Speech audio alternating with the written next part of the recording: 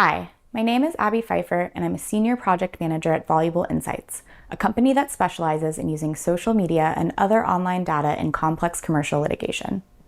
This is the third video in a three-part series covering broad use cases where litigants can rely on social media data as evidence to support their case. This video provides a look at issues related to defamation. I will discuss the ways social media and traditional media fit into basic elements of defamation lawsuits, how social media can illustrate the spread, impact, and harm of defamatory statements, and 3 example social media analyses. The previous 2 videos in this series discuss deceptive advertising and intellectual property applications, and you can visit the Voluble website to view these and other videos.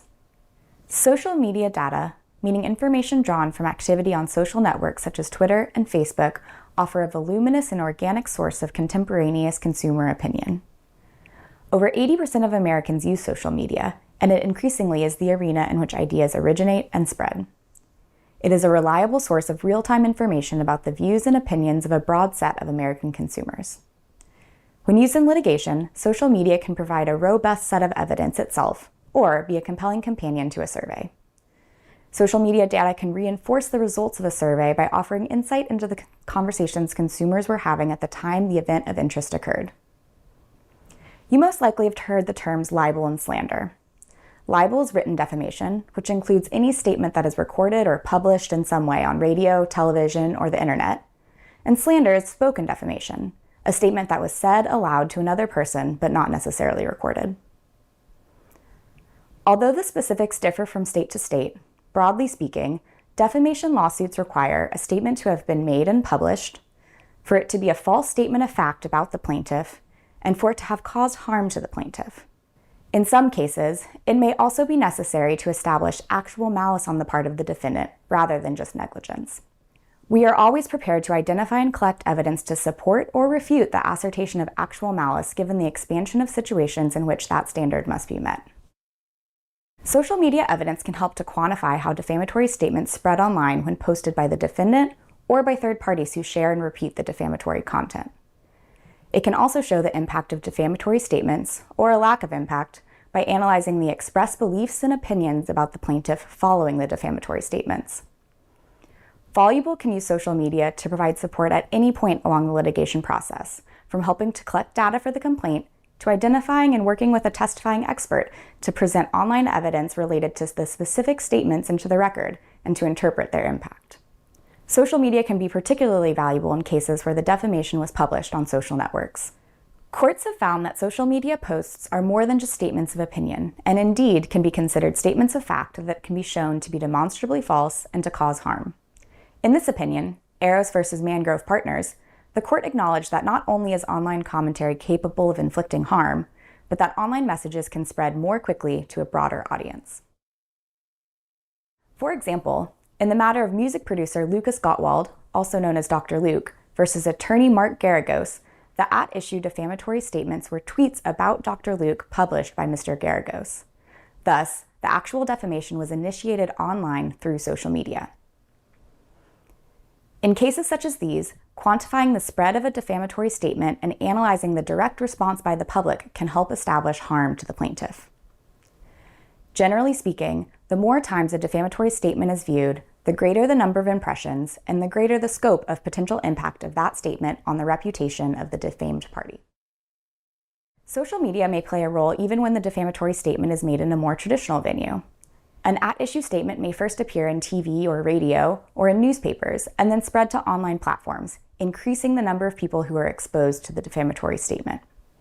For example, Fox News' defamatory broadcasts about Dominion voting systems first appeared on the cable news network, but later were posted on Fox News' accounts on social media, including Facebook, Instagram, and Twitter, where they were additionally viewed tens of millions of times and then further shared by third parties. Social media is often a complement to traditional media. Former Elle columnist E. Jean Carroll's recent civil suit against former President Donald Trump alleged that he defamed her in posts on the social media platform Truth Social. In that case, Voluble helped to identify instances where President Trump's at-issue statements appeared on other social media platforms, in traditional media such as TV and print news, and on websites. We were then able to quantify the extent of the spread of his statements across media by estimating the number of impressions, which then became an input for the calculation of damages related to a reputational repair campaign. An additional point to keep in mind is that academic research finds that sensational and negative information is very impactful. Social media networks magnify the impact of negative information because particular posts can be seen by millions and spark a broader and long-lasting conversation. Negative and sensational information spreads further and faster than other types of information, especially on social networks. It is more likely to be remembered and is more enduring or stickier, which is important especially in instances where a first impression is being made. Within this context, it's clear why analyzing social media can be so important in defamation cases.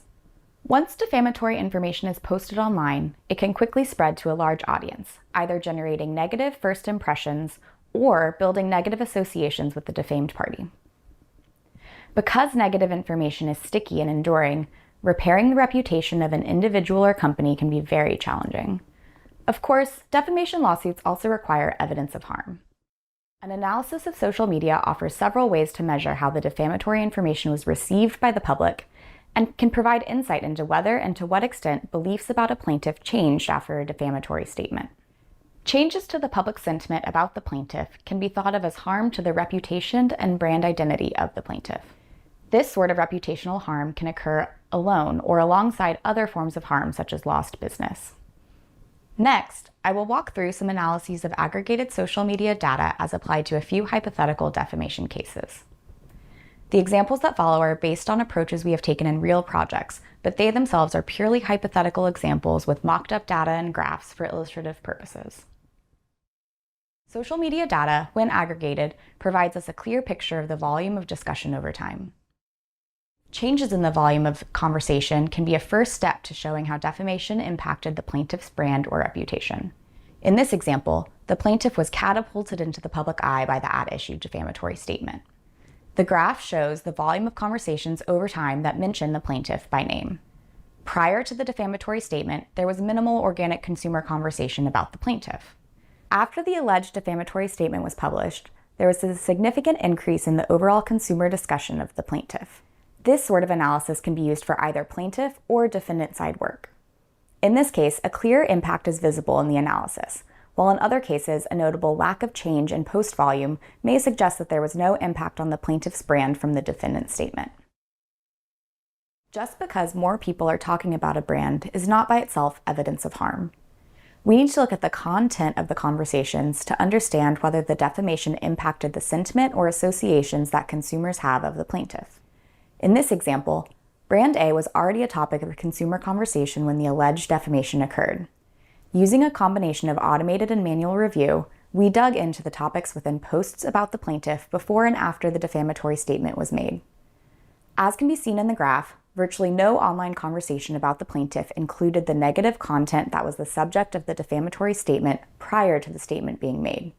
Afterward is a different story. Immediately after the alleged defamatory statement was made, a significant portion of the post discussing the plaintiff included the defamatory claims or topics directly related to the at-issue statement.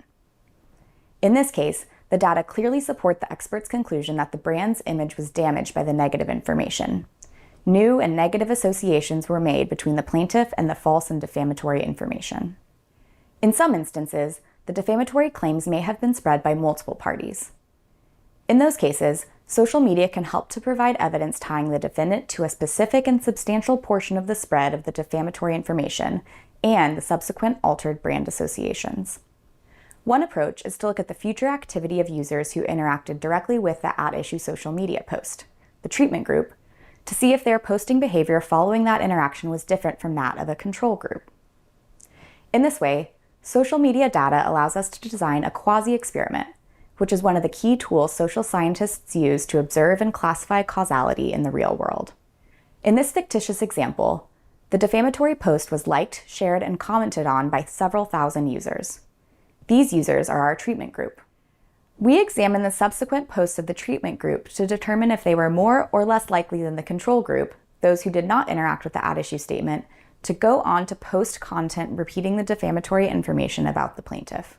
We found that some 2/3 of the users who interacted with the at-issue statement and then posted about the plaintiff repeated the defamatory content. In contrast, only 1/4 of the control group repeated the defamatory claims in their posts about the plaintiff. This analysis illustrates that the defendant's statement was a key driver of a broader conversation on social media that established new and negative associations between the plaintiff and the defamatory claims. When it comes to defamation cases, whether the at-issue statements initially appeared online or in another venue, social media analysis can play a huge role. Negative and sensational information spreads rapidly and can quickly reach millions of consumers on social media. Voluble's analysis of social and online media can combine with other evidence such as a consumer survey to provide compelling and converging evidence of the magnitude of the spread, impact, and resultant harm from defamation. Voluble works with attorneys and experts to explore the data and design a robust set of analyses tailored to each case. We can get involved even before a complaint is filed. Contact us if you have a specific case you're wondering about, or if you have general questions about our approach and capabilities. Our team would be happy to provide a free consultation.